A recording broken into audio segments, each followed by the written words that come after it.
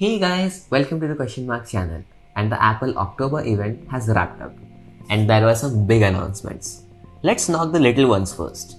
There is a new voice plan for the Apple Music aimed at Siri and HomePod, but is definitely usable with every single Apple device. So if you are invested in the Apple ecosystem, this $5 plan is pretty good and pretty economic. Then we got new colors for the HomePod Mini, yellow, orange and blue. And lastly, we finally got the much awaited AirPods 3rd generation. There is a design overhaul with AirPods 3 looking much similar to the AirPods Pro, with a shorter stem and a much ergonomic design. The wireless charging case is now the new standard. And yeah, the case supports Apple's MagSafe chargers. There are also 4 sensors for pressure control, just like the AirPods Pro again. These earbuds also support Dolby Atmos through Apple Music and spatial audio. Okay, with that out of the way, it's time for the big guns, the centerpiece of the event, the new Apple processors and the new MacBook Pros. So for those of you who don't know, last year, Apple moved away from x86-based Intel processors to their own ARM-based processors called the M1. The M1 was featured on the Mac Mini, MacBook Air and the 13-inch MacBook Pro at launch, and subsequently made its way to the new iMacs and the iPad Pro. This year, Apple has introduced 2 new processors called the M1 Pro and the M1 Max, and with the performance they can deliver, I can almost forgive these cheesy names. Almost. Let's first talk about the M1 Pro. The M1 Pro is a 10-core CPU, high 8 performance and 2 high efficiency cores, and a 16-core GPU with up to 32 gigs of RAM. And I'm not going to doubt the performance at the slightest. I just say that I'm sure Intel is sweating right now. This easily outperforms any Intel Mac ever. Probably the Mac Pro still has a chance. But the M1 Max on the other hand, it's a beast.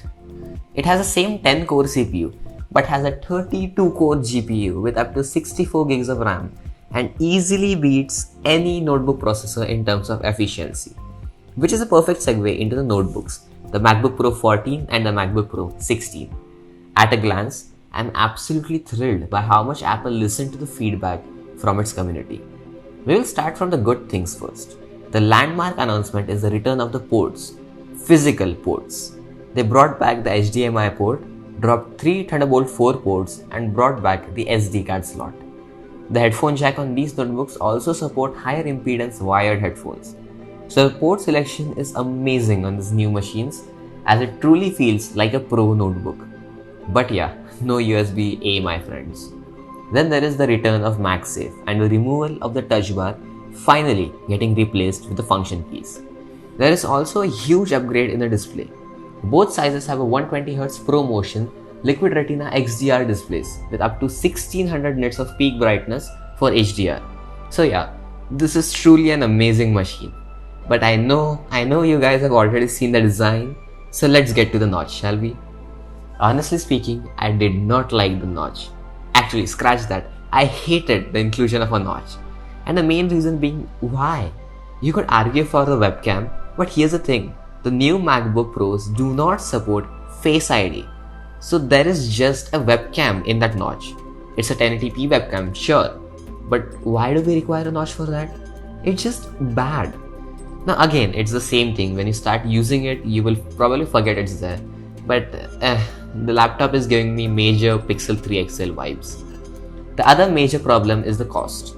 The MacBook Pro 14 starts at 1,95,000 rupees here in India and the MacBook Pro 16 at 2,40,000. The top end MacBook Pros with the M1 Max is 3,30,000 rupees here in India. So honestly, it's pretty darn expensive.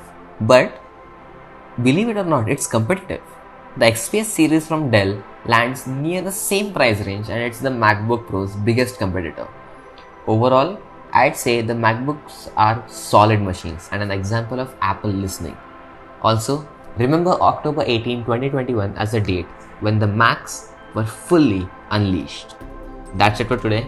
Thanks for watching and do consider subscribing. It's Techtober and there are a lot of things coming up very soon. So please, your subscription is really appreciated. Thank you.